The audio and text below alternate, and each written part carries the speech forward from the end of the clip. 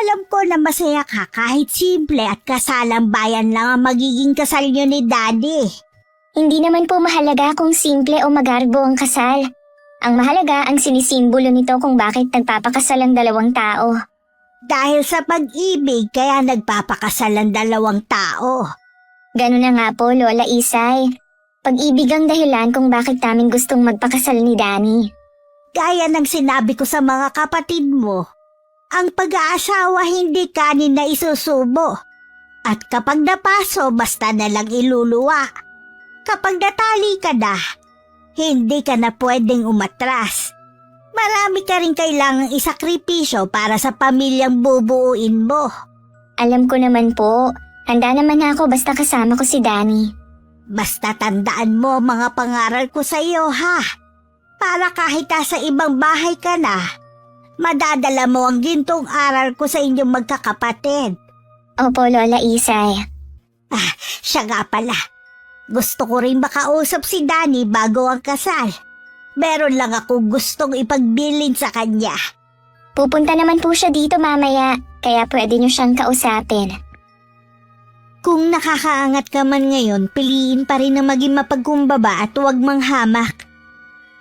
Baka ang taong hinahamak mo ngayon, darating ang panahon na siya na ang nakakahigit sa'yo. Magandang araw sa'yo, Miss Gwen, at sa lahat ng taga-subaybay ng inyong channel. Tawagin niyo na lang po ako sa pangalang Erica. May asawa at 2 anak. Nasa 30 taon na sa kasalukuyan at tubong samar. Isa rin po ako sa masugid yung taga-subaybay na gustong magbahagi ng sariling karanasan na may kinalaman sa kababalaghan, pamilya at paghihigante dahil sa kaapihan na dinanas ko. Lola Isay, gusto niya daw po akong kausapin, sabi ni Erica. Oo, iho. May ilan lang akong ihahabilin sa iyo. Kung tungkol po sa apo niyo, huwag kayong mag-alala.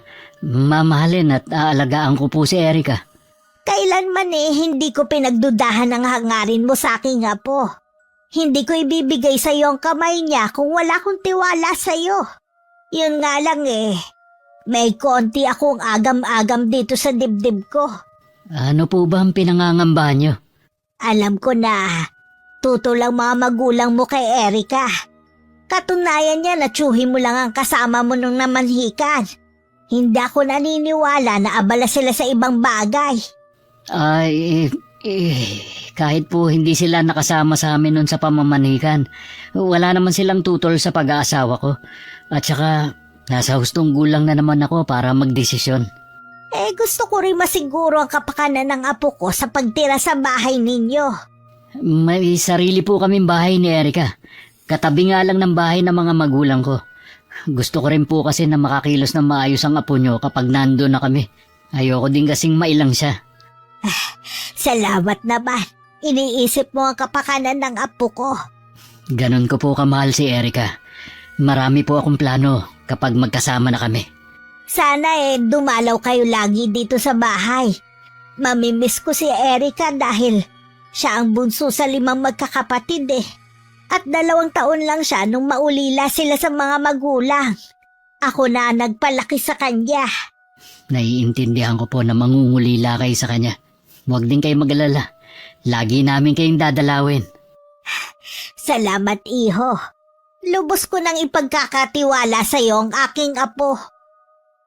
Pagkatapos ng kasal, dumiretso na kami sa bahay ng mga magulang ni Danny. Formal naman nila kaming binate at ganun din ang 3 niya nakababatang kapatid. Ang tatay ni Danny ay isang pulis at teacher naman sa high school ng kanyang ina. Hindi naman lingid sa akin na sa umpisa pa lang ayaw na ng nanay ng asawa ko sa akin. Inilihim ko lang yung kay Lola Isay. Dahil ayokong tumutol siya sa relasyon namin. Pasensya ka na kung ito lang muna maibibigay ko sa iyo, ha? Naiintindihan naman kita Mabuti nga kahit papaano may matatawag tayong sarili nating bahay. Matatawag bang bahay ito? Kakapiraso lang. Wala tayong karapatang magreklamo dahil nakikitira lang tayo sa mga magulang mo. Mabuti nga binigyan pa tayo ng maliit na kwarto para kahit papaano may privacy tayo. Huwag kang mag-alala. Bukas na bukas din, maghahanap ako ng trabaho para maumpisa na natin ang pag-iipon. Gusto ko rin sanang magtrabaho. Marami kang trabahong pwedeng pag-ekstrahan dito. Magtatanong ako sa mga kakilala ko. Hindi naman ako maarte sa trabaho basta marangal.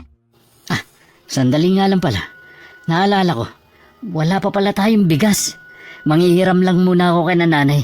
Kakabili lang ng isang kaban ni Itay nung isang araw. Marami silang bigas. O sige, mag-aayos lang ako ng mga gamit natin. Dahil plywood lang naman ang pagitan ng sala at ng kwarto namin sa bahay ng mga magulang ni Danny, ultimong mga yabag at mahinang ingay naririnig ko. Nakikiusap ang asawa ko na kung pwedeng makahiram sila ng ilang gatang ng bigas at ibabalik na lang kapag nagkatrabaho siya. Pero galit siyang sinagot ng nanay niya. Nahinto tuloy ako sa aking ginagawa. Aba, Dani, may asawa ka na ngayon. Dapat bago mo din nalang babaeng yan dito, meron ka nang nakahandang ipakakain sa kanya. Ngayon lang naman po alam niyo naman na nawalan ako ng trabaho kaya hindi ako nakapag-ipon. Pwes, hindi ko na problema kung wala kayong makain. Sana dinamihan nyo na ang kain sa kasal nyo para pag uwi nyo dito busog na kayong dalawa. Nay, bawal pong magutom si Erika. Alam niyo naman buntis siya Wala akong pakialam. Sana nagbaon siya ng bigas. Di ba magsasaka ang lola niya at ang mga kapatid niya? Nakikiusap naman po ako sa inyo, Nay. Naku, tigilan mo ako, Dani, ha? Pagod ako galing sa trabaho at marami pa akong gagawin. Huwag mong painitin ang ulo ko. Sige po, sa tindahan na lang muna kami uutang ng bigas. Baka naman magpaawa ka pa sa tindahan at pasamain mo pa kami sa kwento mo. Huwag kayo mag-alala, Nay. Wala akong sasabihin. Nako, ginusto mo yan. Pwes, bahala kang maghanap ng kakainin nyo ng asawa mo. Noon ko lang napagtanto kung gaano kaseryoso ang pinasok ko. Hindi ko rin akalaing sa unang araw pa lang makakaranas na kaming pagdamutan ng nanay ni Danny. Halos kalahating oras din bago bumalik ang asawa ko. Kahit nakangiti, kita ko sa mga mata niya ang lungkot. Pasensya ka na kung natagalan ako Napakwento pa kasi ako sa kababata ko Ayos lang, ako na ang magsasaing. Marunong naman ako Siya nga pala, huwag mo na lang pansinin si inay Pagod lang yun sa trabaho. Hindi kasi biro ang pagtuturo Huwag kang mag-alala, naiintindihan ko naman ang nanay mo. Isa rin sa dahilan ng mabilis naming pagpapakasal ay dahil buntis ako. Natatakot kasi kung mahusgahan ng mga tao. At malaman na rin ni Lola Isay at ng mga kapatid ko ang totoo kong kalagayan. Kaya kahit hindi pa kami handa lalo na sa pinansyal, pumayag na rin ako kahit sa kasalang bayan kami maikasal. Akala ko katulad ng mga kapatid ko ang magiging buhay ko sa pag-aasawa. Masaya at magiging magaan. Pero kabaliktaran pala ang magiging takbo ng buhay ko. Sana magkaroon ka na ng permanenteng trabaho, no? Para makabili na tayo ng TV. Kahit yung maliit lang. Pasensya ka na kung bawal tayong pumasok sa bahay nila nanay. Hindi ka tuloy makapanood ng TV. May awa ang Diyos. Makakaraos din tayo. Hindi ako nawawala ng pag-asa na asenso din tayo. Hindi naman sa lahat ng oras lagi tayong hikaos.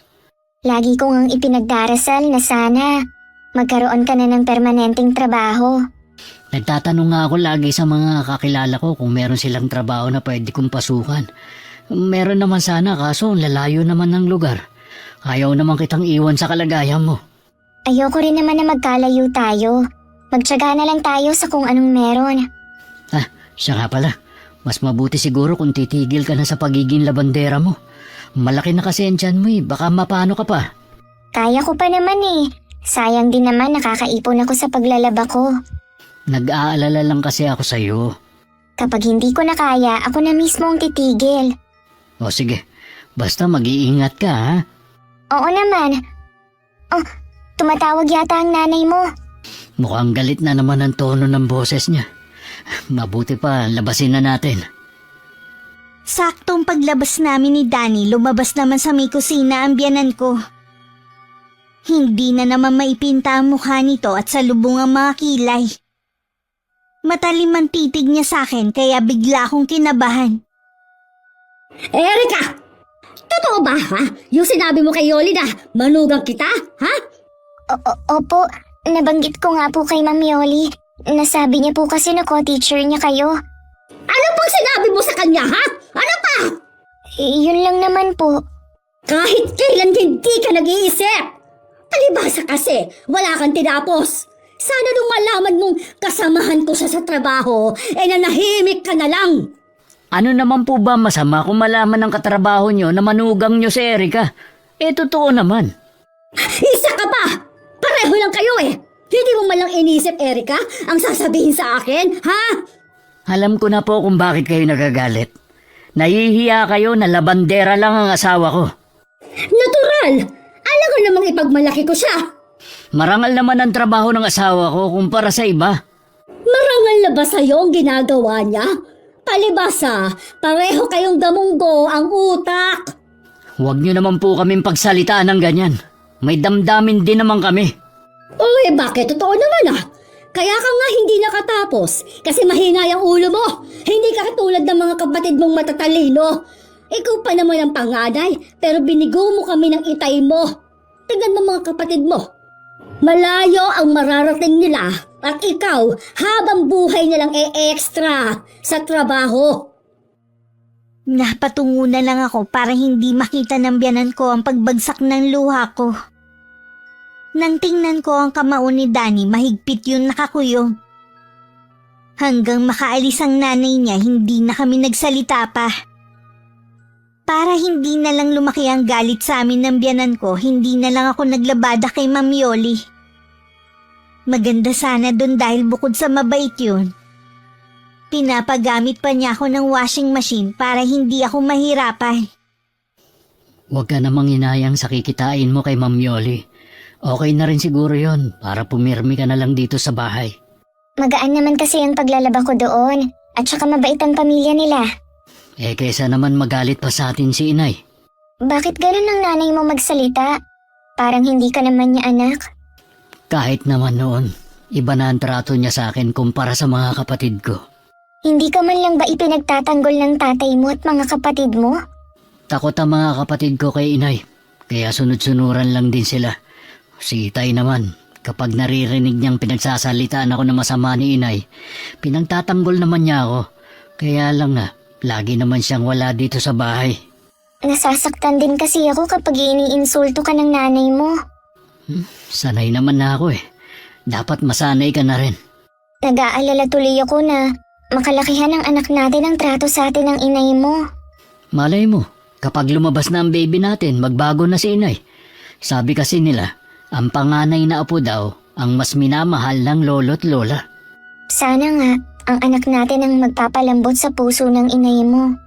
Konting tiis pa ha. Magbabago din ang lahat. Basta kasama kita, lahat makakaya ko.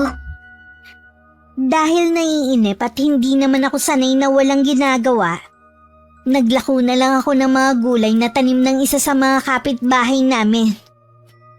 Dahil sa kagustuhan kong makaubos ng paninda kung saan-saan ako nakakarating. Hanggang sa isang kakilala na naman ng biyanan ko ang naging suki ko, na naging dahilan na naman para magalit siya sa akin. Talaga bang inuubos mo ang pasensya ko, ha? Hindi ko po kayo maintindihan. May nagawa po ba akong mali? May gana ka pa talaga magtanong? Sino may sabi sa'yo na pwede kang maglako ng gulay at bentahan ng kakilala kong guro? Hindi ko naman po alam, Nay. Di ba ang sabi ko sa'yo, tigilan mo ng ginagawa mo? Kung gusto mong maglabandera at maglako ng gulay, dun mo yan gawin sa inyo. Basta't malayo dito. Nakikiusap naman po ako sa inyo. Huwag niyo naman akong pagbawalan. Malapit na po akong mga anak at kailangan namin ng pera. Hindi pa naman pala kayo handa. Bakit ka nagpabuntis agad sa anak ko? Nakakala mo may mahihita ka sa amin dahil magandang profesyon namin mag-asawa. Mahal po namin ni Danny ang isa't isa. Mahal ba ka mo? Bakit napapakain ba kayo ng pagmamahal na yan, ha? Naniniwala po kami na balang araw, makakaraos din kami.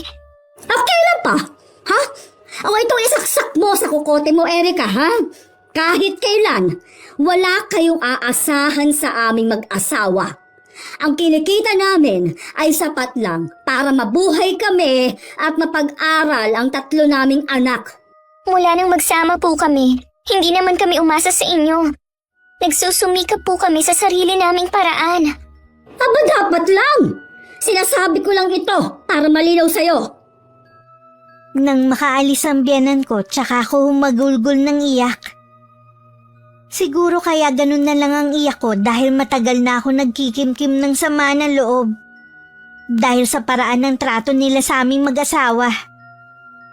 Naabutan pa ako ni Danny sa ganung ayos. Taranta pa siyang nagtanong kung anong masakit sa akin. Manganganak ka na ba? Sabihin mo kung saan masakit. Kinausap na naman ako ng nanay mo. Ha? Ano na naman ang sinabi ni inay? Nalaman niya kasi na naglalako ako ng gulay at isa sa mga suki ko katrabaho na naman niya. Pagpasensya mo na lang si inay. Hindi ko na rin kasi siya maintindihan Nahihiya siya na malaman ng ibang tao na ako lang ang napangasawa mo. Mababa ang tingin niya sa akin. Wala na naman siya magagawa kundi tanggapin ka dahil kasal na tayo. Kung lagi niyang kukontrahin ang ginagawa natin, paano tayo makakausad? Ito lang naman ang trabaho na pwede sa atin Konting tiis na lang. Makakaalis din tayo rito. Sana nga. Hindi ko na kasi kaya ang pang-iinsulto na ginagawa sa akin ng nanay mo. Huwag mo na lang dibdibin ang sinasabi niya. Ganon kasi ang ginagawa ko. Kaya hindi na ako gaano nasasaktan. Sisikapin ko na hindi na magpa-apekto. Ayoko naman kasing maapektuhan ang dinadala ko. Kakausapin ko pa rin si Itay. Baka sakaling mapagsabihan niya si Inay. Ayokong isipin mo na wala akong ginagawa. Kahit nga ikaw kung pagsalitaan niya ng masasakit parang hindi tunay na anak. Baka nga ampun ako. Minsan ba, naitanong mo na yan sa kanila? Walang duda na anak nila ako. Ganun lang talaga ako tratuhin ni Inay dahil mahina ang ulo ko. Isa akong kahihiyan sa kanya. Kahit na, wala pa rin siyang karapatan na insultuhin ka. Hayaan na lang natin. Baka lalo pa siyang magalit sa atin kung sasagutin pa natin siya ng pabalang. Hindi na ako nakakibo pa. Mas lalo ako naawa kay Danny dahil sa kabila ng ganun ang trato sa kanya ng ina. Malaki pa rin ang respeto niya rito. Matuloy na lumipas ang mga araw. Dumating na ang panganganak ko. Mabuti na lang nasa bahay si Danny at agad ako naisugod sa ospital. Naging maayos naman ang panganganak ko at nagsilang ako ng malusog na lalaking sanggol. Yun nga lang walang pamilya niya ang dumalaw kundi pamilya ko lang. Hindi na naman sila nag-usisa pa nang sabihin ni Danny na abala lang sila. Kamukha ko talaga ang anak natin. Mula mga mata, ilong, labi, at hugis na mukha. Wala man lang nakuha sa'yo. Oo na, sa'yo na lahat nakuha. Lalo pa akong magsisipag-anak sa trabaho para mabigay lahat ang kailangan mo. Anak, lumaki ka sanang malusog at mabait na bata.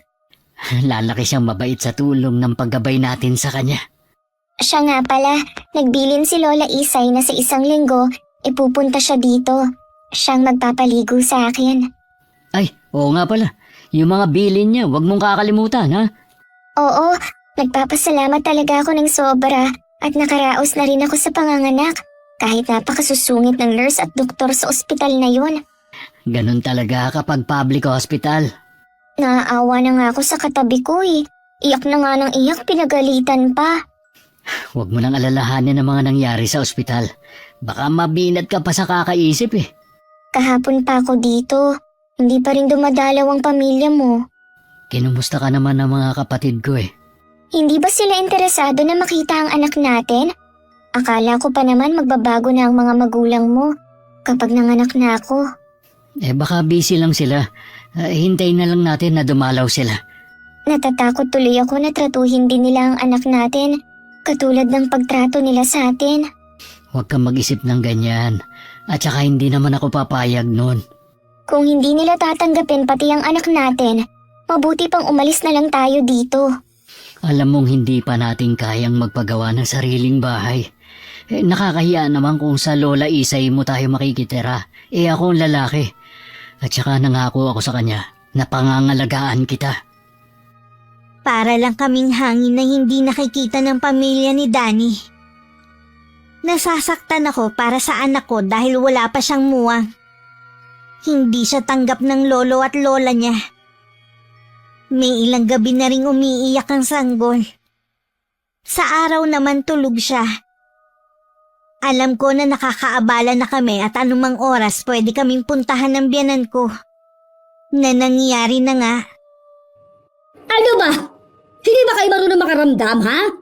May mga pasok kami kinabukasan. Ilang gabi na kaming napupuyat sa iyak ng sanggol na yan. Pasensya na po kayo, Nay. Sa gabi po kasi gising ang apo ninyo eh. Gawan mo ng paraan na kahit gising yan, hindi makakaistorbo sa mga kapitbahay. Talibasa kasi kayo eh. Walang iniintindi. Nay, intindihin niyo naman. Sanggol pa lang si Baby Francis. Hindi pa naman niya alam na nakakaistorbo siya eh. Kaya nga kayong mga magulang ang gumawa ng paraan para mapatahan ang anak ninyo. Bukas po, ipapacheck up namin ang bata. Baka kasi may dinaramdam. Kala nyo kasi ganun kadali ang pagkakaroon ng anak. O ayan, yan ang napapala nyo. Pati kami dinamay ninyo. Nay naman, kung magsalita kayo parang hindi niyo apo ang anak namin. Sinabi ko bang hindi? Ni minsan kasi hindi niyo man lang sinilip ang anak namin dito. Tapos pupunta lang kayo para magreklamo. Uunahin pa ba namin na silipin niyang anak ninyo may mga trabaho kami? Pwede naman namin gawin sa ibang araw. Hindi naman yata kayo aalis dito. Sige po, Nay. Gagawa na lang po namin ng paraan para hindi na makaistorbo sa inyo si Baby Francis. Pasensya na po talaga, ha? Siguraduhin niyo lang na hindi naiiyak yan, ha? Opo, Nay. Mabuti naman umalis na ang inay mo. Kanina pa rin ako nagpipigil ng iyak eh. Sumusobra na siya. Wala pang muwang ang anak natin. Pero nakakaranas na siya ng pang-aapi sa pamilya mo. Patawarin mo ako, Erica. Akala ko kasi magbabago na si inay kapag nakita niya ang anak natin. Ni ayaw nga nilang silipin man lang. Paano pa nila makikita? Magsisikap pa akong maigi para makaalis na tayo rito. Ilalayo ko na kayo sa lugar na ito. Mabuti pa nga, Danny. Hindi ko na rin kasi kayang pakisamahan ng pamilya mo. Nang dumating si Lola Isay, sinabi ko laging umiiyak ang anak ko sa gabi. Meron siyang ibinigay sa akin na langis para ipahid ko sa tiyan ng anak ko tuwing gabi. Nagpausok din sa buong paligid ng bahay namin ng lola ko. Nagpakulo na rin siya ng tubig na maraming iba't ibang klase ng dahon na makakatulong daw para maiwasan ko ang binat at agarang panunumbalik ng lakas. Kailan niyo pala pabibinyagan ng bata? Baka po isabay na lang namin sa piyesta dito, La. Matagal pa ang piyesta dito ah. Bakit hindi na lang sa piyesta sa atin? Sa isang buwan na yon, para sana mabinyagan na ang apo ko. Wala pa po kasi kaming ipon. Libre naman ang bayad sa simbahan nun eh. Siguro kung meron man kayong gagastusin sa kandila lang. Sa handaan naman pwede naman sa bahay. Pwede na rin siguro na isang pares ng ninong at ninang na lang ang kunin ninyo. Sige po, Lola, sasabihin ko po kay Danny. Sa totoo lang po, gusto ko na rin pabinyagan ng anak namin para mabawasan ang pag-iyak niya sa gabi. Ano nga pala ang sabi ng lolo at lola ni Francis? Siguradong tuwan-tuwa sila, no? Opo. Masaya po sila dahil unang apo nga nila. Sabi ko na nga ba kung ako nga tuwang-tuwa sila pa kaya. Kapag po nagising siya, paliliguan ko. Ako na magpapaligo sa kanya ha. Pagpahinga ka na lang dyan. Kung gusto mo matulog, sige lang. Ako na muna ang bahala sa anak mo. Sige po, Lola. Para nga po kong inaantok pagkatapos maligo eh. Ako na rin ang bahalang magluto. Nang magising ang anak ko, pinaliguan na siya ni Lola Isay. Pumalahaw na naman ito ng iyak.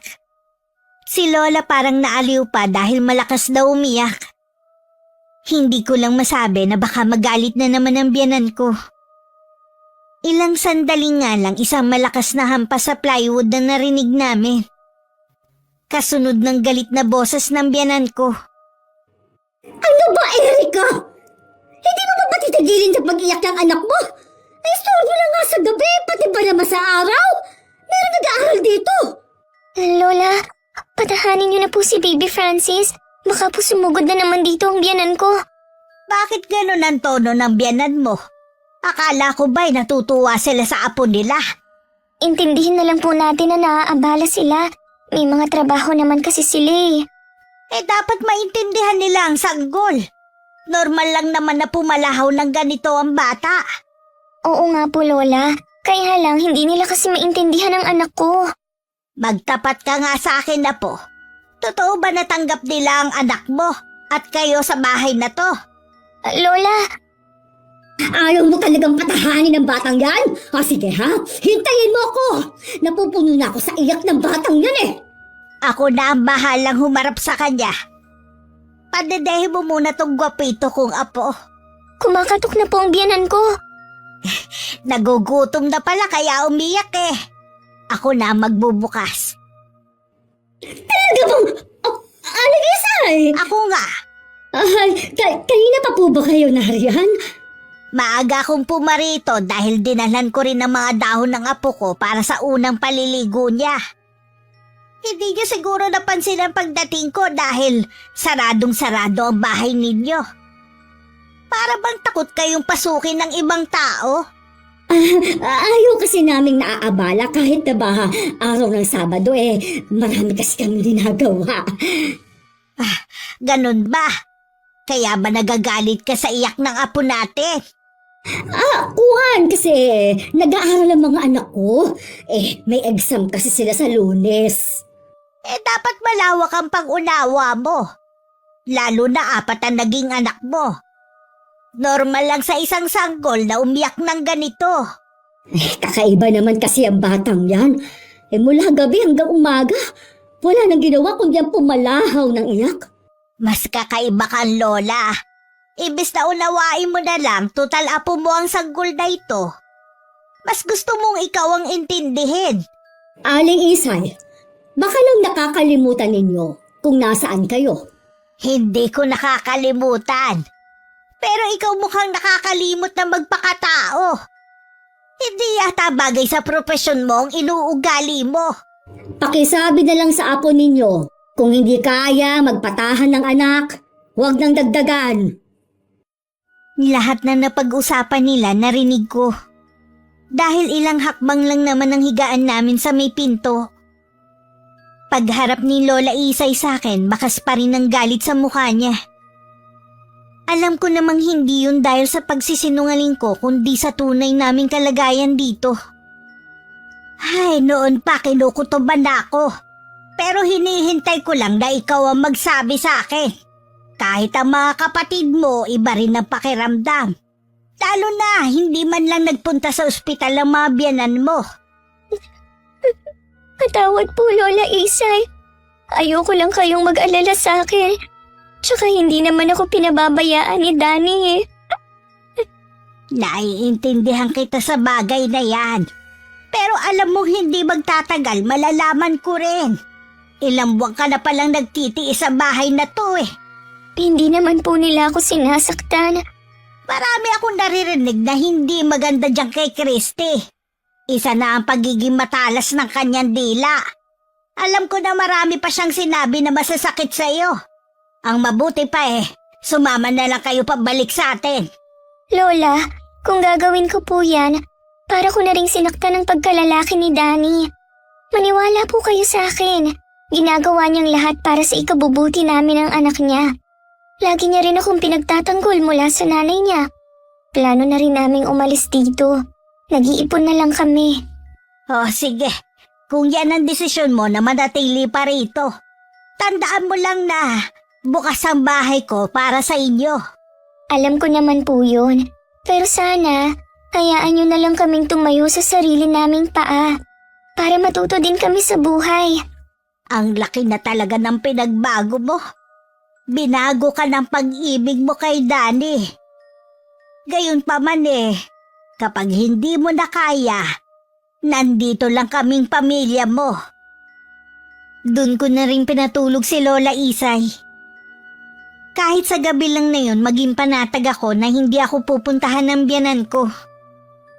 Himala rin na hindi nagligalig ng gabing yun si Baby Francis. Kinabukasan, pinagluto lang kami ni Lola Isay bago siya umuwi sa kabilang barangay. Nagsasampay nun sa labas si Danny. Nang marinig kong kausap niya ang nanay niya.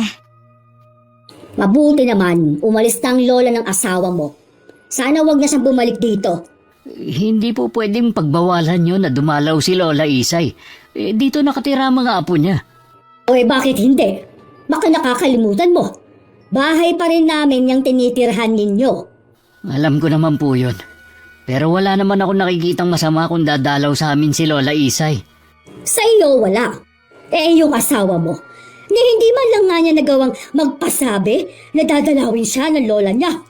Alam nyo naman na hindi pa pwedeng lumabas si Erica dahil bagong panganak lang siya. Di sana ikaw. Posible namang hindi mo alam na darating ang lola niya. Gustuhin ko man po, paano ko gagawin? Mula na magpakasal kami ni Erica, pinagbawalan nyo na akong pumasok sa bahay na yan. Laging nakalaka mga pinto na para bang pagnanakawan namin kayo. Kahit gusto namin makipanood ng TV, paparating pa lang kami, pinapatay nyo na agad. Ni hindi nyo kami maalok na kumain kapag masarap ang ulam nyo. Kung hindi ka kaagad nag-asawa, kahit papaano sana, natitikman mo pa rin ang buhay na meron sa amin ngayon. Ikaw kasi, para kang mauubusan ng babae. Hindi ko po pinagsisisihan na pinakasalan ko si Erica. Pues, magtiis ka sa buhay na meron ka ngayon. Naniniwala ako na makakaahon din kami sa kinasasadlakan namin.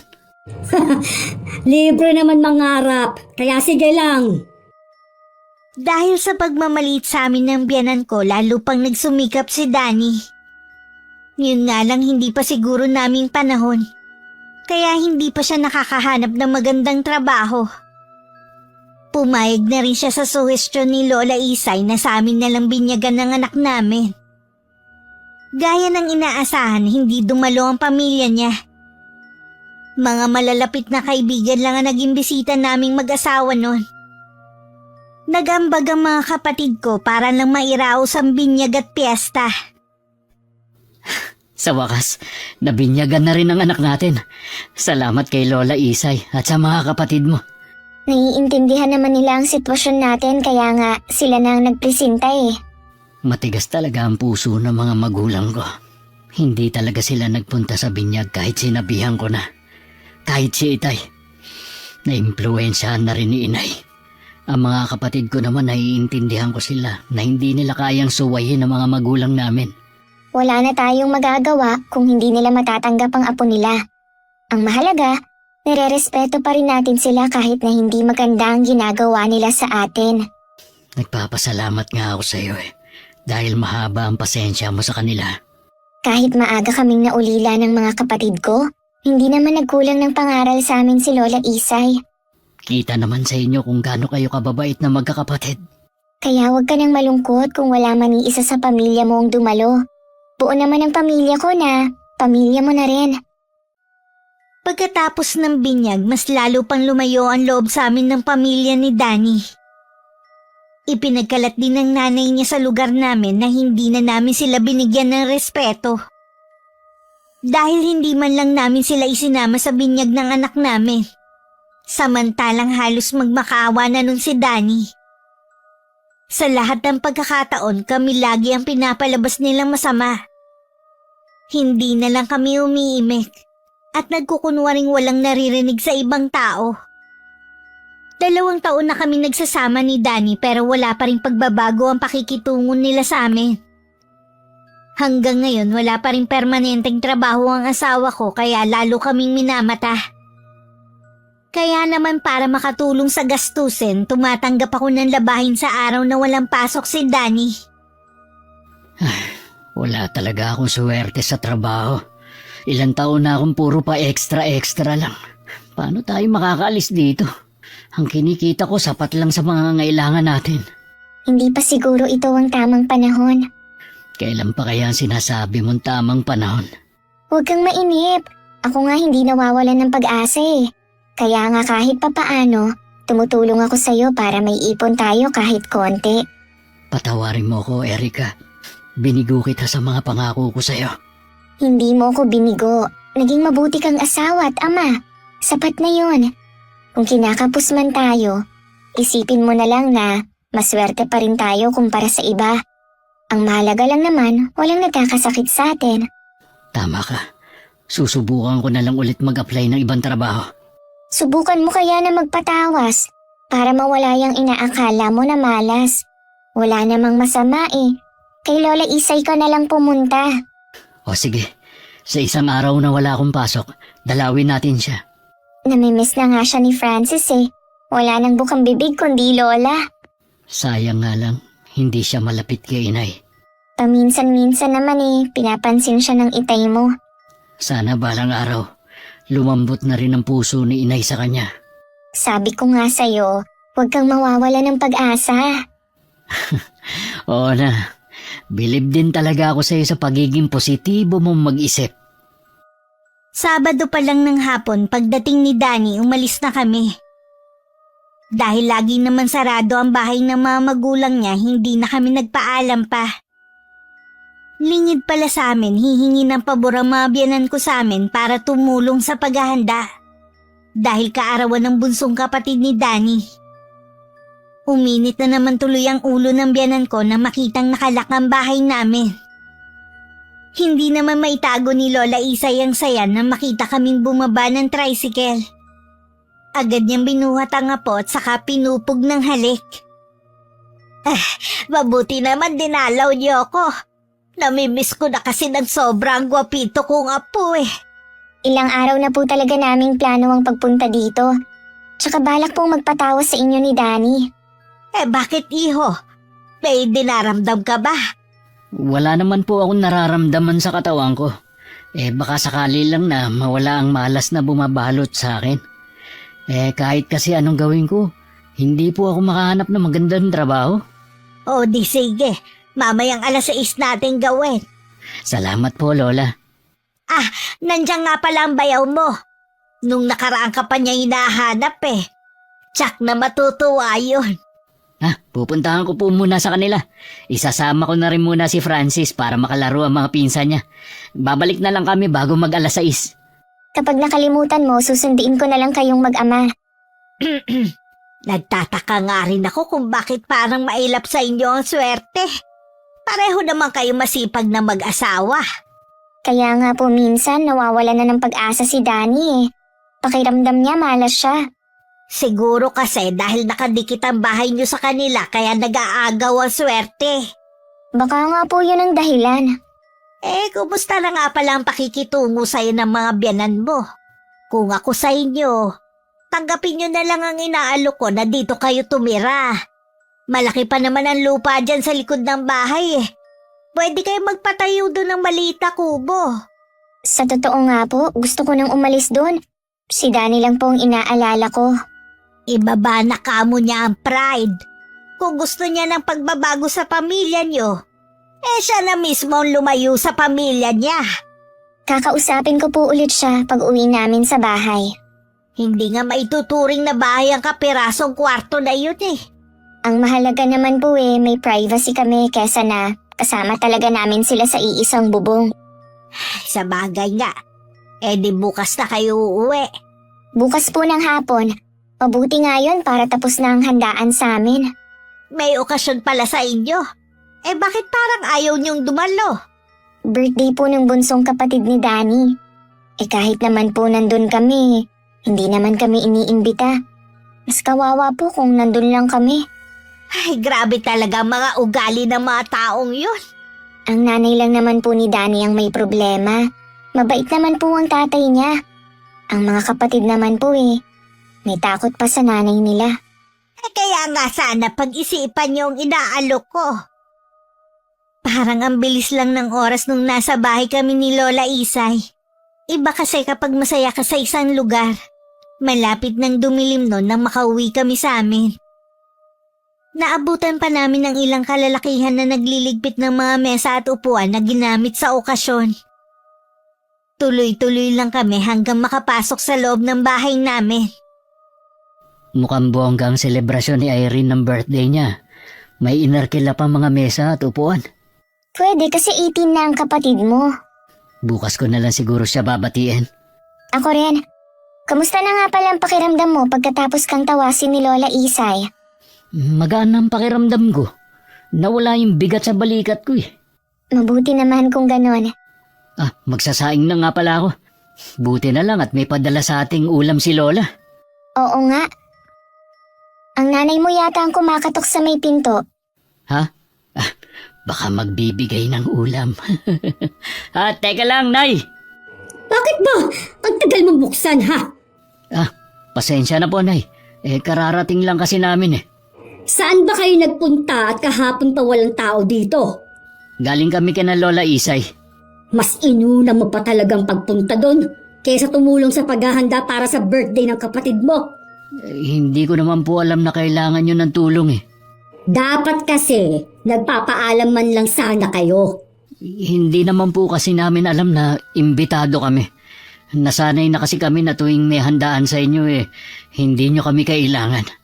Kahit kailan talaga hindi kayo maaasahan. Mas inuna nyo pa ang pamamasyal. Pasensya na talaga, Nay. Sa susunod, magpapaalam na kami. Dapat lang. Gusto nyo yata nakasahod lang ang kamay sa handaan. Alam nyo noon pa, hindi nyo na ako tinuring na anak. Hindi nyo rin kami iniimbita sa kahit anong okasyon na meron sa bahay nyo. Kaya wala kayong karapatang sabihin sa aming nakasahod lang ang kamay namin sa handa nyo.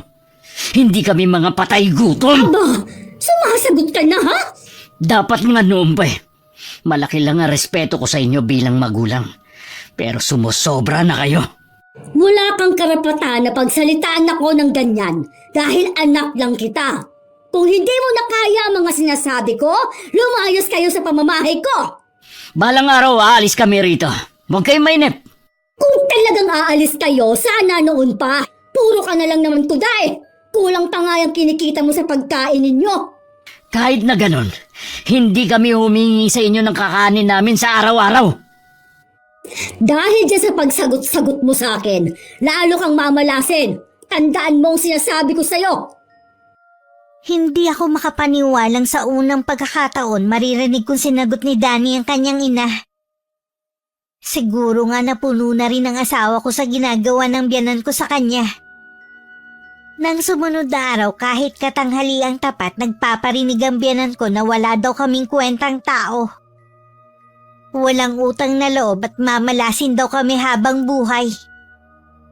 Kahit may sarili kaming tirahan, wala namang kaming privacy. Tanggapin na lang natin ang inaalok ni Lola Isay. Huwag kang mag-alala. Tatapusin ko lang ang trabaho ko dito sa malapit sa atin. Tapos aalis na tayo rito. Mabuti naman natauhan ka na rin. Hindi ko na rin kasi kaya ang ginagawa ni Inay sa atin. Nakakababa na masyado ng pagkatao. Tanggapin na lang siguro natin na hindi na siya magbabago pa. Baka kapag nawala tayo rito, sa kanya maisip na mahalaga rin pala ako sa kanya bilang anak niya. Sana nga isang araw siya naman ang matauhan. Huwag na lang kayong masyadong maglalabas ng bahay para hindi kayo mapag-initan, ha? Oo, huwag ka rin masyadong mag-isip. Konting panahon na lang, matatapos na ang pagtitiis natin. Mabuti na lang wala tayong gamit. Hindi tayo mahihirapan sa paglilipat. Wala naman tayong paglalagyan kasi dito. At saka hindi nga tayo pinayagan na bumili ng gamit dahil tataas daw ang bill natin. Kapag nakaalis na tayo, kahit paunti-unti makakapagpundar na rin tayo. Pakiramdam ko naging mabagal lalo ang pag-usad ng mga araw. Masama pa ang pakiramdam ko ng mga oras na yun. Dasal ko lang na sana hindi mauwi sa trangkaso. Sayang naman kasi kung a-absent sa trabaho si Danny para lang alagaan ako at ang anak namin. Habang nagpapaapoy ako, hindi ko na malayang nakaalis na sa tabi ko si Francis. Wala akong kamalay-malay na malapit na siya sa may daan. Nakita naman ng biyanan ko ang apo pero tiningnan lang niya. Bago pa makarating sa gitna, sakto naman dumating si Lola Isay na sakay ng tricycle. Nahagip pa ng paningin niya ang pagtalikod ng biyanan ko. Mabuti, walang masamang nangyari sa'yo, anak. Ano ba kasi ang ginagawa mo? Isa na nga lang yung anak mo hindi mo pa mabantayan. Paano kung hindi ako dumating? Baka kung na paano na ang apo ko. Nasa tabi ko lang siya kanina eh. Hindi ko po namalaya na wala na siya.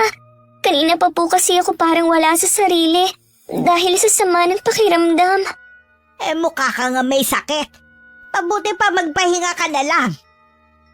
Ay, sobrang init naman dito sa loob ng bahay niyo. Mabuti nakakatulog kayo sa tanghali. Kaya nga po napilitan ng gumawa ng duyan dito sa labas si Danny. Para dito kami tumambay na mag-ina. Wala na ba kayong electric fan kahit yung maliit lang? Wala po la. Tsaka bawal po kami bumili ng gamit. Pinagbawalan kayo ng biyanan mo? Ganun na nga po. Para wala ng gulo, sumunod na lang po kami. Ay, sumusobra na talaga ang babaeng yon. Wala talagang pakialam sa inyo. Kahit man lang sana sa apo niya. Mapapahamak na nga ang bata sa harapan niya ni hindi man lang takbuhin. Ano pong ibig niyong sabihin? Kanina nung dumating ako, nasa labas din si Christy.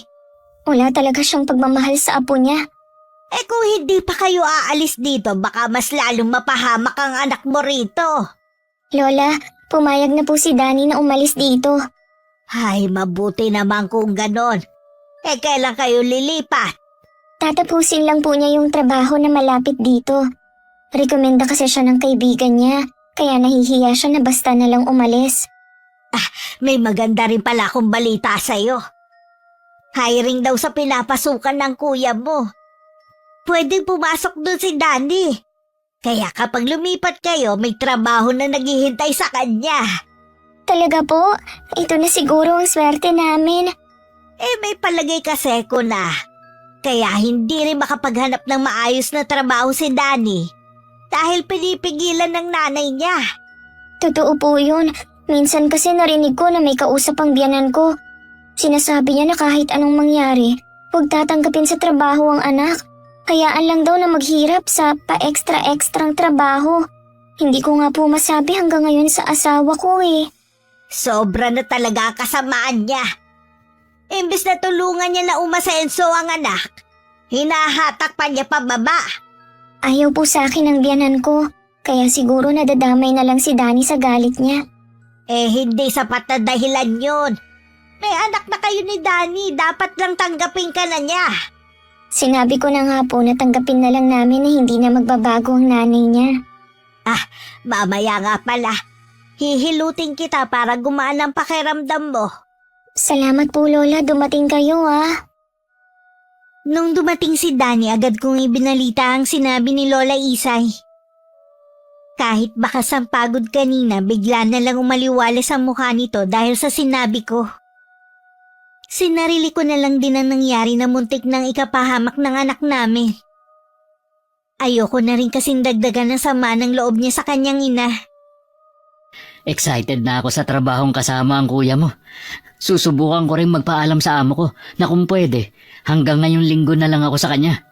Sana payagan ka at huwag mo muna palang babanggitin kahit kanino ang plano natin ha. Yun ang bili ni Lola Isay para daw hindi mausog ang swerteng parating sa atin. Meron din pala akong sasabihin sa'yo. Ano naman ang sasabihin mo? Dumaan kaninang lunch break si Itay sa trabaho ko. Nilibre nga niya ako ng tanghalian eh.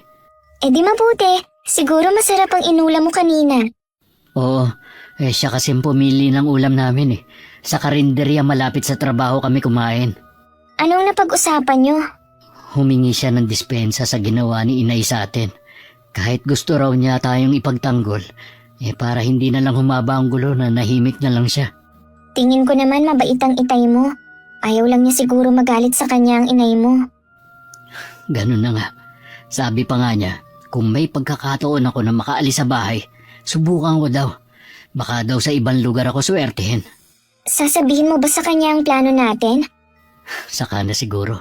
Gusto ko kasing humarap sa kanya kapag may maayos na akong trabaho. Masaya na rin ako kahit papano. Dahil sa wakas makakaalis na kami sa bahay ngayon. Pero bago ang araw ng pag-alis namin may nangyari sa kabilang bahay. Nagising na lang kami ni Danny sa malakas na sigaw ng nanay niya. Kasunod nun ang malakas na kalabog sa pinto namin. Agad kami napabangon mag-asawa at hinarap ang galit na nanay niya. Ilabas mo ang pera ko! Walang ibang kukuha nun kundi ikaw! Hindi ko po kayo naiintindihan. Ano po bang sinasabi ninyong pera? Huwag ka nang magmamaang-maangan pa! Ilabas mo na kung ayaw mong ipadampot kita sa pulis! Hindi ko nga po alam ang sinasabi niyo. Huwag niyo po munang pagbintangan si Erica. Ano bang pera sinasabi niyo? May pera ako na 100,000 piso. Pagtingin ko ngayon sa pinaglagyan ko, wala na! Matagal ko yung pinag-ipunan para sa pagre-retiro ko. Ang negosyo namin yun ng ama mo. Hindi nga po kami nakakapasok sa bahay na yan kaya imposible na asawa ko ang kukuha nun. Bakit hindi niyo tanungin ang mga kasama niyo sa bahay? Hindi magagawa ng tatay mo at mga kapatid mo na pagnakawan ako. Ilabas mo na, Erica, ang pera ko. Maawa ka naman. Ang tagal ko yung pinag-ipunan. Hindi po ako ang nagnakaw ng pera niyo. Hindi ko po magagawa yun. Sinungaling! Noon pa, masama ng kutob ko sa'yo. Wala kang utang na loob. Pagkatapos ng iuwi ng anak ko dito, pag nanakawan mo lang pala kami. Tumigil na nga kayo! Huwag niyong hanapin ang pera niyo dito. Wala kaming ninanakaw sa inyo. Huwag mo nang ipagtanggol ang magnanakaw mong asawa. Kung hindi ka aamin ngayon, kakakalad ka rin kita sa barangay. Tignan ko lang kung hindi ka umamin. Umalis na kayo. Bago ko makalimutang nanay ko kayo. Isa ka pa! Pareho ko kayong kakasuhan. Baka nga magkasabwat kayong dalawa sa pagnakaw ng pera ko eh. Humanda kayo. Hindi ko magagawa na pagnakawan ng inay mo. Sa tagal kong nakatira dito, hindi ko pa napapasok ang bahay niyo. Hindi mo kailangan magpaliwanag. Alam kong hindi mo yun magagawa kahit kailan. Bakit ba nangyayari to? Kung kailan paalis na tayo? Kahit na ano mangyari, lalayo na tayo sa lugar na ito. Hindi mo na mararanasan ng mga ginagawa ni inay. Ipinatawag kami sa barangay ni Danny dahil sa reklamo ng biyanan ko. Kamag-anak nito ang kapitan sa lugar na yon. Kaya halatang kinakampihan nito ang nanay ng asawa ko. Kulang na lang lumubog ako sa kinauupuan ko sa mga paratang nila. Lahat ng yun nasaksihan ni Lola Isay na kasama din namin. Hindi ako magaling pagdating sa batas, Kapitan. Pero sa nakikita kong pagtatanong at pamimilit ninyong pag-amin ng apo ko, halata na meron kayong kinikilingan. Kaya nga po nandito tayo para malaman ang katotohanan at magkasundo ang dalawang panig. Mabuti pag sa himpilan ng pulis na lang tayo magharap. Para mas malalim na maimbestigahan ang nangyari. Hindi na po kailangan, Aling Isay. Kaya nga nandito tayo para dito pa lang maayos na ang problema. Bakit ba nakikialam ka dito, ha? May karapatan akong makialam dahil apo ko ang sangkot. Kausapin mo yung apo mo na ibalik na lang ang pera ko para matapos na ito. Anong ibabalik sa'yo ni Erica? Kung hindi naman siya ang kumuha. Walang ibang kukuha nun kundi siya. Palibasa sabik sa pera yung apo mo. Kung sigurado ka, sa presinto ka magreklamo at haharapin ka namin doon. Bakit ba kailangan pa nating pahabain to? Dito pa lang tapusin na natin. Kahit magdamag pa tayo rito, walang ilalabas na perang apo ko. Dahil hindi siya ang kumuha.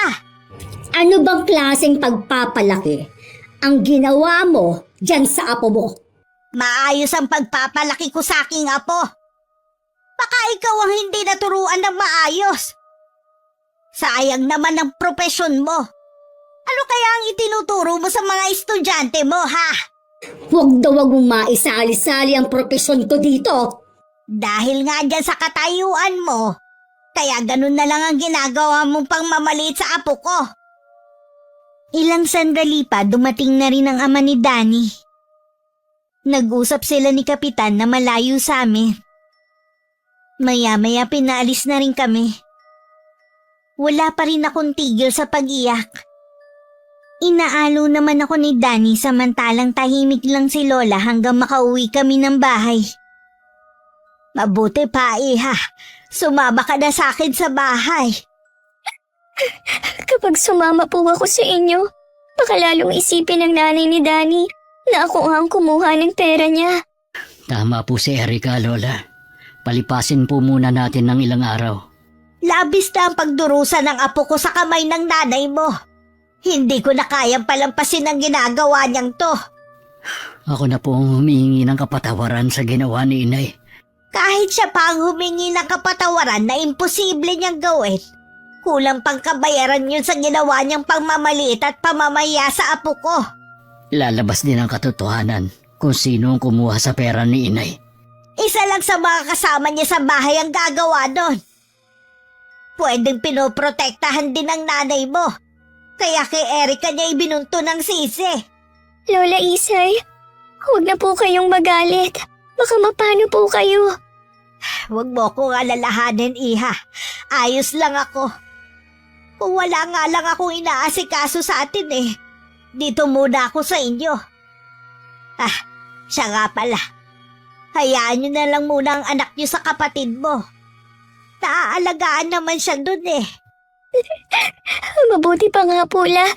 Ayoko din kasi siyang maapektuhan sa nangyayari sa amin ng papa niya. Tumahang ka na, apo. Maayos din ang problemang to. Opo, Lola. O paano? Aalis na ako, ha? Mag-iingat kayo rito. Hindi na itinuloy ng biyanan ko ang reklamo laban sa akin. Pero nag-iwan naman yun na matinding trauma sa akin at kahihiyan. Tuwing lalabas kasi ako ng bahay namin, maririnig ang mga bulong-bulungan ng mga tao tungkol sa akin. Mas matindi pa siguro ang kahihiyan na inabot ko kaysa ang makulong. Hindi rin natuloy ang plano naming araw ng pag-alis para palamigin muna ang sitwasyon. Ayaw kasi naming lumabas na parang may tinatakasan kami. Hindi na rin pumapasok nun sa trabaho si Danny para masamahan niya ako. Nag-aalala kasi siya na baka may gawin na masama sa akin ng nanay niya. Hindi ko yata nakikita ang anak mo dito. Nasa kapatid po ni Erica. Wala ka na bang trabaho? Huwag mong sabihin natanggal ka sa trabaho dahil sa asawa mo. Hindi po. Kusa akong umalis para masamahan si Erica. Mas kailangan niya ako. O bakit? May sakit ba ang asawa mo? Wala naman. Matinding trauma lang ang inabot niya. Nag-iinerte lang yung asawa mo. Nasa loob ba siya ng tinutuluyan niyo? Opo. Erica! Nandiyan ka lang pala sa loob. Hindi ikaw ang magluto dito sa labas. Bakit ba tulala ka dyan? Ilang araw na po siyang tulala at hindi makausap. Lagi rin siyang umiiyak mula nang pagbintangan niyo siyang nagnakaw ng pera niyo. Naapektuhan talaga siya ng sobra sa mga naririnig niya sa ibang tao. Ako nga, Erica ha? Huwag mo akong artehan. Lumabas ka dyan! Mag-usap tayo! Maawa naman po kayo sa kanya. Dahil sa inyo, kaya siya nagkakaganyan. Bakit hindi mo siya dali sa doktor para malaman ang sakit niya? Wala akong sapat na pera. Bala kong iuwi na lang siya sa bahay nila. Kina Lola Isay, mas maalaga siya doon. Kailangan ko rin kasi magtrabaho. Kailan mo ba siya balak iuwi sa lola niya? Ikaw ba dito titira o sasama na rin? Sasama na rin ako. Kung nasaan ang pamilya ko, dapat nandun din ako. Alam ba ng tatay mo ang balak mong pag-alis? Opo, sinabi ko na sa kanya ang plano ko. Alam rin niya ang kalagayan ni Erica. Kahit siya nagpayo na ilayo ko muna dito ang asawa ko. Sa tingin ko, baka umaarte lang yung asawa mo para hindi na ako magalit sa kanya. Ganyan na nga po ang kalagayan ng asawa ko. Iniisip niyo pa rin na umaarte siya. Alam niyo kung gaano kamahal ni Erika ang anak namin. 2 linggo nang hindi niya nakikita, pero hindi man lang niya hinahanap. Ganyan bang umaarte?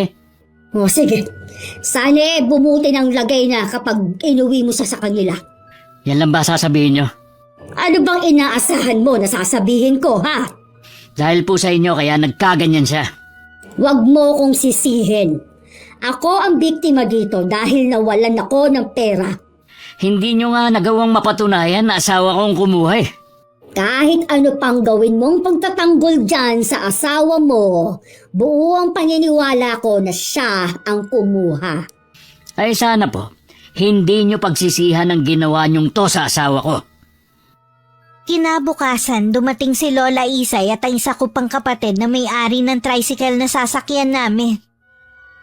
Nakikita ko naman ang nangyayari pero hindi ko alam kung bakit hindi ko gustong magsalita. Nakakaramdam kasi ako ng takot na baka may masabi akong mali. Nakasakay na kami nun sa tricycle at hinihintay na lang si Lola Isay na sumakay na rin. Kasalukuyan siya nakikipag-usap sa biyanan ko. Kung inaakala mo na nakaligtas ka na sa ginawa mo sa apo ko, nagkakamali ka. Alam kong walang batas para sa mga katulad mo. Pero ako mismo ang magpaparusa sa'yo. Ang lakas naman ng loob mong pagbantaan ako sa mismong pamamahay ko. Hindi to pagbabanta. Gagawin ko to para maipaghiganti ko lang ang nangyari sa apo ko. Sige nga, ano ang gagawin mo sa akin? Mas matindi pa sa inaakala mo. Yung nanaisin mo na lang mamatay kesa maranasan ng matinding sakit. Ang mabuti pa umalis na kayo. Kung ano-ano na kasi sinasabi mo Para ka na ring apo mo, nasisiraan na ng bait. Pag-iingat ka sa lahat ng binibitiwang mong salita. Baka bumalik sa'yo. Lola Isay, tara na pong umalis. Pasensya na iho. Kung natagalan ako sa pakikipag-usap sa nanay mo. Siya nga pala, pakatitigan mo na siya ngayon. Baka kasi matagalan na ulit ang pagkikita ninyo. Ang tanda na kung ano-ano pang sinasabi. Halatang hindi nakapag-aral. Kayo po ang parang hindi profesional. Matanda na si Lola Isay, hindi niyo siya kailangang patulan. Ang mabuti pa, umalis na kayo. Ay sige po, mag-iingat kayo rito. Nang makauwi ako sa bahay ni Lola Isay, unti-unting nanumbalik ang sigla ko. Hindi ko man lubusan makalimutan ang nangyari sa akin. Natanggap ko na rin ang masamang karanasan na yun sa buhay ko. Mabait pa rin ang Panginoon dahil hindi niya kami pinabayaan. Sa ngayon maayos na ang trabaho ni Danny at may malaking sahod. Pinahiram din ako ng pampuhunan ng kapatid ko para makapagtinda ng merienda sa tapat ng bahay ni Lola. Na malaking tulong para lumago ang kabuhayan namin. Ang swerte naman talaga ng buntis. Swerte na may kasamang sipag at tiyaga. Tama ka dyan. Konti na lang malapit nang matapos ang bahay natin. Sa wakas, meron na tayong bahay na mas malaki sa dati nating tinitirhan. Naalala mo pa pala yun? Oo naman, kahit ilang taon na ang nakakaraan, mahirap kasing kalimutan ang sugat na ibinigay ng nanay mo. Sana magawa mo siyang patawarin balang araw. Pinatawad ko na siya. Yun nga lang, ang hirap kalimutan ang ginawa niya. Naiintindihan ko naman. May balita ka pa ba sa kanila? Wala na Mula nang umalis tayo doon, iniwasan ko na makibalita sa kanila. Kung gusto mo silang bisitahin, hindi naman ako tututol. Pamilya mo pa rin naman sila Sumasagi nga yan sa isip ko pero saka na lang. Marami kasi akong trabaho Pagpahinga ka naman, lagi ka na lang overtime. Saka na ako magpapahinga kapag tapos na ang bahay natin. Siguro kung hindi tayo umalis sa poder ng mga magulang mo, hindi natin mararanasan ang ganitong buhay. Kaya nga malaki ang utang na loob ko sa lola mo at sa kapatid mo. Dahil sa kanila, nabigyan ako ng oportunidad na umasenso. Narinig mo naman ang sinabi nila sa'yo dati, di ba? Wala kang utang na loob sa kanila. Magaling ka lang daw kasi sa trabaho mo. Hindi rin sila naghihintay ng anumang kapalit sa ginawa nilang tulong. Madalas na nasa bahay na lang si Lola.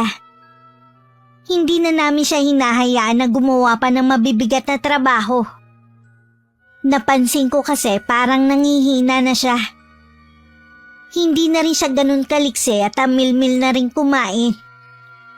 Hindi ko tuloy maiwasang matakot na baka iwan na rin niya kami. Lola, maghapon na po kayong nagkukulong dito sa kwarto. Bakit ayaw niyo pong lumabas? Nakakaramdam kasi ko ng pagod, Apo. May dinaramdam po ba kayo? Wala naman. Siguro ganito lang ang mga may edad na. Madali na mapagod kahit wala namang ginagawa. Lilinisin ko lang po ang... Bakit po may mga garapon na wala namang laman sa maliit niyong altar? May ilalagay po ba kayo sa loob? May nakalagay na dyan dati pa. Ano po ang nakalagay dati? Mga alaga kong insekto. Hindi ko po alam na nag-aalaga pala kayo ng mga insekto. Matagal na, Iha. Hindi ko lang sinasabi sa'yo dahil alam ko madidiriin ka lalo na sa mga uod. Hindi ko po alam na pwede palang alagaan ng mga uod. Nakakadiri naman talaga ang mga yon. Ano po bang klaseng uod ang inaalagaan nyo? Sila yung nakikita sa mga puno. Mas malalaki sila kumpara sa mga uod na iniisip mo. Ganun po ba? Huwag na nga po natin pag-usapan yan. Kinikilabutan po ako eh. Hindi ka pa rin talaga masanay-sanay. Ikaw pa naman ang naiibigan kong habilinan. Habilinan po ng ano? Wala, Iha. Tsaka ako na lang sasabihin sa'yo. Bakit ka nga pala nandito? Hindi ka ba nagtitinda ngayon? Si Lola talaga makakalimutin na. Araw po ng linggo ngayon, kaya wala akong tinda. Ay, oo nga pala. Madalang na kasi kung tumingin sa kalendaryo natin eh. Papalitan ko lang po sana tong sapin at punda. Bukas po kasi pupunta si Ate Juliet para maglaba. Maalinsangan ng gabing yun kaya pareho kaming hindi makatulog ni Danny. Nang hindi na makatiis, bumangon na ang asawa ko at saka binuksan ang bintana. Doon ko lang napansin na maliwanag pala ang buwan. Sandaling tumayo doon ang asawa ko at parang may tinatanaw. Si Lola Isay ba yun? Ha? May sinasabi ka ba? Para kasing nakita ko si Lola Isay na papunta sa gubat. Ano naman ang gagawin ni Lola sa labas ng ganitong oras? Baka naman namalikmata ka lang. Para talagang siya eh. Pati yung mahaba at puti niyang buhok na nasinagan ng liwanag ng buwan. Pati yung damit niya iisa. Tsaka galing sa likod nitong bahay natin eh. Baka naman ibang tao lang. Hindi lang naman si Lola Isay ang matanda dito sa lugar natin. Mabuti pa isara mo na yung bintana. Kung ano-ano na kasi yung nakikita mo eh. Hindi ako mapalagay eh. Imposible nga yung sinasabi mo. Nasa kabilang kwarto lang si Lola Isay. Paano kung... Ang kulit mo rin, no? Mabuti pa silipin na lang natin si Lola sa kwarto niya. Paano kung nandyan nga siya at natutulog? Baka maabala natin.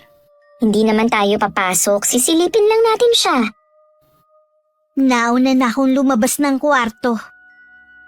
Alumpihit namang sumunod sa akin si Danny. Nang nasa tapat na kami ng silid ni Lola Isay, dahan-dahan ko yung pinihit at binuksan. Madilim ang loob kaya hindi ko maaninag kung may nakahiga ba sa kama. Bakit gising pa kayo? Lola! Ginulat niyo naman ako. Pasensya na po. Hindi kasi kami makatulog dahil maalinsangan. Nagising nga rin ako dahil sa init eh. Kaya pumunta muna ako ng kusina para uminom ng tubig. Kanina pa po ba kayo gising? Hindi naman. Siguro ilang minuto pa lang. Sige po, Lola. Papasok na po kami ulit sa kwarto namin, Matutulog na rin ako. Papasok na sana kami sa kwarto namin nang lumingon ako. Papasok na rin sa silid si Lola na mapansin ko ang bakas ng putik sa sahig. At galing yun sa mga paa niya. Naging palaisipan yun sa akin pero inilihim ko na lang. Kinabukasan naging abala na kami sa aming kanya-kanyang gawain. Habang nasa harap ako ng paninda namin, isang bisita ang dumating. Nung una hindi ko agad siya nakilala. dahil malaki na ang pinagbago ng itsura niya. At nasa wheelchair lang siya. Kayo po pala. Kumusta ka na, Iha? Ayos naman po. Si Danny po ba ang sadya nyo? Nasa trabaho pa kasi siya. Mga anong oras kaya siya makakauwi? Minsan po kasi gabi na.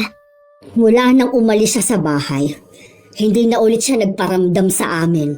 Samantalang nasa kabilang barangay lang kami. Sasabihin ko na lang po sa kanya na galing kayo dito.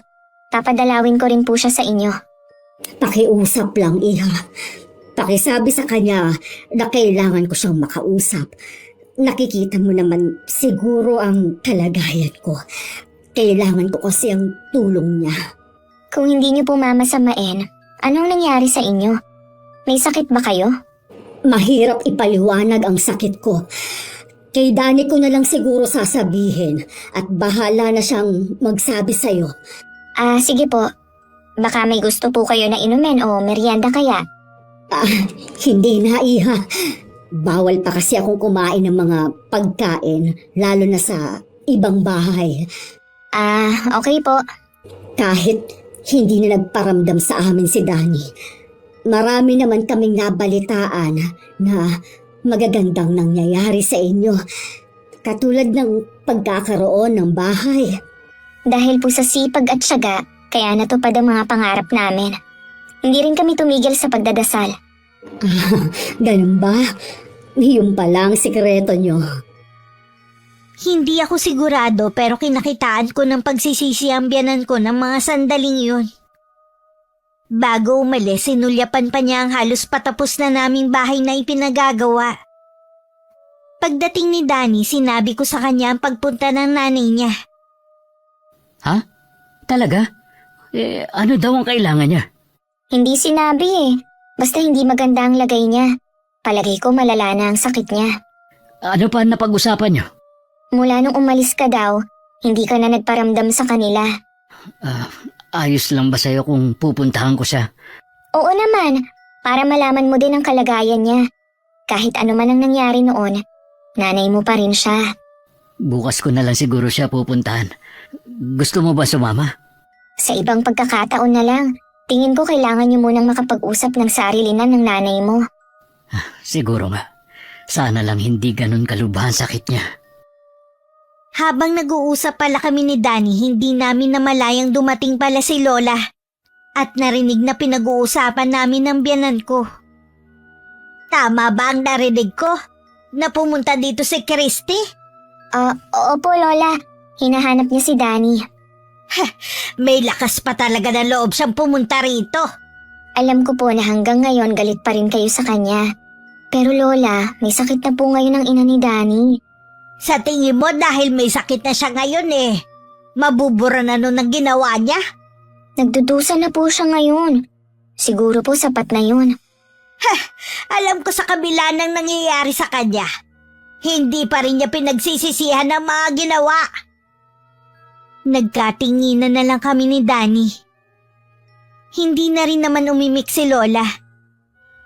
Kinabukasan, maagang umalis ang asawa ko para dalawin ng ina. Pagdating niya sa kanila, nadatnan niya ang ama na malaki na rin ang itinanda. Kita sa mukha nito na masaya na makita siya. Matapos ang maiksing batian, dinala na siya nito sa silid kung nasaan ang ina. Salamat naman. Dinalaw mo ko. Nabanggit po ni Erica na galing kayo sa bahay kahapon. Akala ko hindi niya sasabihin sa'yo. Hindi ganun si Erica. Kumusta na kayo? Malala na ako, Danny. Baka nga araw na lang ang itatagal ko. Ubus na ang lahat ng pera namin ng ama mo sa pagpapagamot sa akin. Hanggang ngayon, hindi pa rin ako gumagaling. Nasaan nga pala mga kapatid ko? Hindi ba sila tumulong sa inyo? Mga wala ring utang na loob ang mga kapatid mo. Pagkatapos ng lahat ng ginawa ko sa kanila, ito pa ang mapapala ko sa kanila. Tinalikuran na nila kami ng itay mo. Nagkanya-kanya na sila. At hindi ko alam kung nasa na sila ngayon. Dadaling ko na po kayo sa ospital. Hindi na iho. Wala na rin namang mangyayari. Isa pa, hindi doktor ang makakagamot sa akin. Ano pong ibig niyo sabihin? Nung wala na kaming pera, sinubukan naming lumapit sa albularyo. Ang sabi nung tumingin sa akin, hindi pangkaraniwan ang sakit ko dahil mula ito sa sumpa ng taong nagagalit sa akin. May bumabarang sa akin. Bakit hindi kayo nagpagamot sa albularyo? Sinubukan niya pero masyadong malakas ang taong nasa likod ng nangyayaring ito sa akin. Ano pa po ba ang dapat gawin? Gagaling daw ako kung kusang magpapatawad ang taon na yon. Sino po kaya may kagagawan nito sa inyo? 2 tao lang ang naiisip ko na pwedeng gumawa nito sa akin. Ang maglolang Isay at Erika. Imposible po ang sinasabi nyo. Hindi nila magagawa ang sinasabi nyo. Mabubuti po silang tao. Hindi kita pipilitin na maniwala sa akin. Pero sabi ng albularyo, kaunti na lang ang oras na natitira sa akin. Dapat humingi ako ng tawad sa mga taong nagawan ko na masama. Galing na kayo sa bahay. Sana humingi na kayo sa kanila ng tawad. Gusto ko sana. Kaya lang nauunahan ako ng hiya. Kung talagang gusto nyong gumaling, kakalimutan nyo ang hiya. Matuto kayong ibaba ang sarili nyo. Hindi sila lalapit sa inyo, lalo na kayo ang may kasalanan sa kanila. Mabait ang maglola. Sa kanila ko naranasan kung paano magkaroon ng pamilya. Alam ko, nagalit ka sa akin dahil sa ginawa ko. Siguro, mali nga ang paglapit ko sa iyo. Hindi mo ako matutulungan. Wala po akong magagawa para sa inyo kundi ang samahan kayo sa kanila. Mahina na ako, iho. Ihingi mo na lang ako ng tawad sa kanila. Nay, Siya nga pala, umamin ang bunso mong kapatid na si Irene na siya ang kumuha ng pera ko. sabi ko na kasama nyo lang sa bahay ang kukuha nun. Sige na. Baka hinihintay ka na ng asawa mo. Ayos lang naman ako kung iwan mo na ako. Sanay na naman kami ng itay mo na kami lang. Aalis po ako. Pero babalik din ako. Dismayado si Danny sa nalaman. At sa pagmamatigas pa rin ng ina na ibaba nito ang pride. Pagdating sa bahay, sinabi niya ang kalagayan ng ina. At ang kagustuhan nitong manatili hanggang sa huling sandali nito. Okay lang naman kung doon ka muna sa inyo para masamahan mo si inay. Nauunawaan naman kita. Siya nga pala. Umamin na raw si Irene na siya ang kumuha ng pera ng inay noon. Mabuti naman at naliwanagan na tayong lahat. Ako na ang humihingi sa inyo ng tawad sa mga nagawa ng nanay ko. Napatawad ko na ang inay mo noon pa. Sa dami ng biyayang dumating sa buhay natin, wala nang puwang sa akin ng galit. Si Lola Isay kaya? Galit pa rin kaya siya sa nanay ko? Hindi ko alam pero nung nakausap ko siya, sabi ko patawarin na niya ang inay mo. Hindi siya sumasagot. Pero alam ko na patawad na niya ito. Sana nga. Ano nga bang sakit ng inay mo? Wala siyang sakit, Erika. Sabi ng albularyo na tumingin sa kanya, may bumabarang daw sa kanya. Ha? Kaya pala ganun ang itsura niya. Tanging pagpapatawad mula sa taong gumawa nito sa kanya ang magpapagaling sa kanya. Danny, huwag mong isipin na kami ni Lola ang pinaghihinalaan ng nanay mo. Ganun na nga. Pero ang sabi ko, malabong kayo. Wala lang talagang mapagbintangan si inay. Masyado rin siyang nagmamatigas. Kahit gaano pa ang galit ng Lola, hindi niya magagawang manakit ng kapwa niya. Alam ko naman yon. Gusto ko sanang humingi ng tawad sa inyo ang inay, bago man lang siya mamaalam. Hayaan mo na kung ayaw niya. Pakisabi sa kanya na pinapatawad ko na siya at hiling ko pa na sana gumaling na siya. Salamat. Siguradong matutuwa si inay. Gagaan kahit papano ang kanyang dinadala. Nalulungkot din ako para sa biyanan ko. Masyado pa siyang bata para mawala sa mundo. Hindi ko na rin sinabi kay Danny na kapag barang bihira na nakakaligtas. Dahil mas mabagsik yun kaysa sa kulam. Kahit mapatawad pa ang nanay niya, walang katiyakan na mababawi pa ang sumpa. Dahil siguradong nasa loob ng katawan ng biyanan ko ang mga insekto na ginamit sa barang. Salamat anak. Bumalik ka. Sinabi ko naman sa inyo, di ba, na babalik ako. Pinapasabi po pala ni Erica na umaasa siya na gagaling kayo. Napakabait niya talaga. Sayang, hindi ko siya binigyan ng pagkakataon na mapalapit sa akin. Pasensya na po kayo kung hindi ko siya kasama. Nakita niyo naman po na malaki na ang tiyan niya at nag-aasikaso pa siya ng negosyo namin. Naiintindihan ko naman. Masaya na ako na kahit isa lang sa mga anak ko narito sa tabi ko. Nabanggit nga po ni Itay na hindi pa rin niya nakukontak ang mga kapatid ko. Hayaan na lang natin sila. Basta, wag mo kong iiwan. Hindi ko na alam kung anong nangyayari sa loob ng katawan ko, pero alam ko na merong gumagalaw sa tiyan ko. Magpakatatag po kayo. Alang-alang sa amin ni Itay. Hindi ko na kaya. Oras na lang ang natitira sa akin. Tinapat na ako ng albularyo kanina. Gusto ko pa sanang bumawi sa inyo eh. Kaya ko nang ibigay sa inyo lahat ng hilingin nyo. Hindi. Ibigay mo na lang sa pamilya mo. Sa kanila ka na lang bumawi. Habang lumalalim ang gabi, hindi na rin makausap ang biyanan ko. Dumating na rin ang 3 pang kapatid ni Danny. Lahat sila nag-iiyakan habang nakapaligid sa kanilang ina, na nakatuon na lang sa kisame ang mga mata. Hindi nila nasisiguro kung naririnig pa ba sila nito. Ilang sandali pa maririnig sa 4 na sulok ng silid na yon ang malakas na tili at iyakan. Bigla kasing lumaki ang tiyan ng biyanan ko at pumutok yun.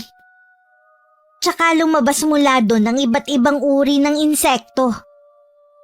Maging sa mga mata, tenga, ilong at bibig, lumabas naman ang mga alupihan na lalong nagpatili sa mga babaeng kapatid ni Danny. Napasandal na lang sa pader habang tahimik na umiiyak ang asawa ko. Kamusta na ang itay mo? Ayos na siya. Bumalik na rin sa bahay ang mga kapatid ko. Sabi pala niya, kung pwede na dalawin natin siya. Gusto niya kasi na makabawi sa apo niya. Oo naman, kapag wala kang pasok, pumunta tayo doon. Siguradong matutuwa si Itay. Lalo na kapag lumabas na ang bunso nating anak. Sabi rin ng mga kapatid ko, gusto rin nilang makasama ang pamangkin nila. Mabuti naman tanggap na nila kami. Matagal na kayong tanggap. Yun nga lang, hindi nila masuway si inay noon. Siya nga pala, ikaw na lang muna ang bahala kay Francis ha. Dadalhin ko lang to kay Lola Isay. Ilang araw na kasi siyang walang ganang kumain eh. O sige, pupuntahan ko lang ang anak natin. Napasukan ko si Lola na nakatayo sa harapan ng bintana at parang may tinatanaw. Inilapag ko muna ang dala kong mangkok na may lamang sopas. Lola Isay, ano po ang tinatanaw niyo dyan? Gusto ko lang tanawin ang buong paligid para hindi ko makalimutan. Dala ko na po ang sopas ninyo. Kumain po muna kayo. Bumalik na pala ang mga alaga ko. Ano pong alaga? Tingnan mo ang mga garapon sa altar. Paano po nagkaroon ng mga insekto sa loob ng mga garapon? Ang lalaki naman ng mga uod na yan. Dapat Lola, tinatapon nyo na yan eh. Hindi ko sila pwedeng itapon, iha. Mga alaga ko sila. Malaki ang naitulong nila sa akin. Naiiling na lang ako nang makita kong kinakausapan niya ang mga yun. May hinala din na nabuo sa isip ko pero pilit ko yung inaalis sa isipan ko. Ilang araw muna ang pinalipas ko bago ko naisipang tanungin si Lola. Pero hindi na siya makausap ng matino. Para na siya nag-uulyanin at nag-iisip bata. Hanggang sa kasalukuyan, hindi na bumalik sa sariling katinuan si Lola Isay. Kaya ang mga tanong sa isip ko hindi pa rin nabibigyan ng kasagutan. O magkakaroon pa ba ng kasagutan? Sa karanasan ko ito, may makikilala ka talagang mga tao na hanggang sa huling sandali ng buhay nila, hindi magagawang magpakumbaba sa mga tao na gawa nila ng masama. Gaya ng biyanan ko. Ang mahalaga, nagawa ko siyang patawarin. At laging ipinagdarasal ang katahimikan ng kanyang kaluluwa. Hanggang dito na lang, Miss Gwen, ang aking kwento. Maraming salamat. Wakas.